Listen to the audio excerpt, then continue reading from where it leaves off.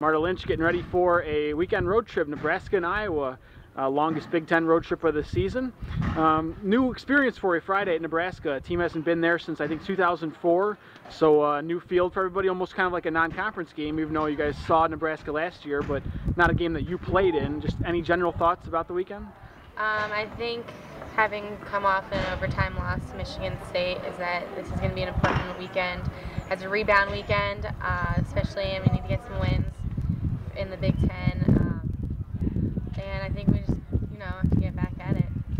All right, so Jess Warren goes down with the ankle injury, unfortunately, last Wednesday against Central Michigan. Yeah. You guys played well defensively against CMU to close out that win, and then they moved you from outside to center back, somewhere you're pretty familiar with after last year. What are the differences? Let's see, center back, it's less running, but it's a much more of a mental task, because it's a lot more organizing, and you're in the center of the park, so you're around everyone, and it's a lot more communicating with everyone on the field. And outside back is much more physical labor, if you will, because it's a lot more like, stepping up, making overlaps, getting back, while center back is, organizing. Any looking ahead to an Iowa team that, didn't lose a non-conference game, I think leads the league in goals? What will be key to slowing them down? I think what we've been focusing on all season is fast and high first man pressure, and if we just come out and play our game, I think we'll have a great chance.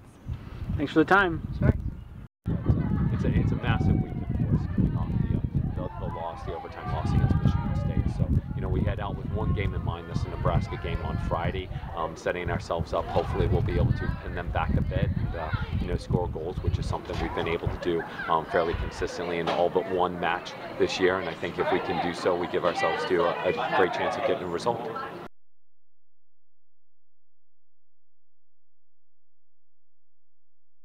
Being on the sideline next to Rob, you hear the things that I mean, obviously you wouldn't hear if you were playing, and I hear them through different ears. I know that sounds really strange to say, but as a player, when Rob is coaching you, you take things the way, you can internalize them, you can take them however you want, but being a coach with him, I think it's definitely interesting to see that side of things, see the behind-the-scenes decision-making process, where a split-second decision could mean the difference between, it can affect so many different things. You don't really consider that when you're playing.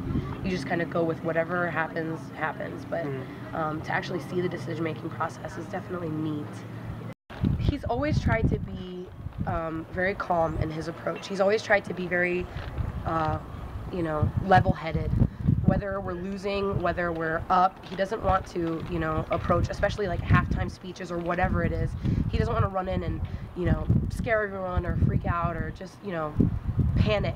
He likes to be very level-headed, and I think that's something that, if anything, I think it's gotten better. I think he's, in times when I'm stressed out and I want to explode, I want to just, he brings it down. He says, look, what we need now is calm, and we need to fix what we can, solve what we can, and that's something that I can respect now. He's always been a problem solver, and watching him behind the scenes, I get to actually see that part of him in action.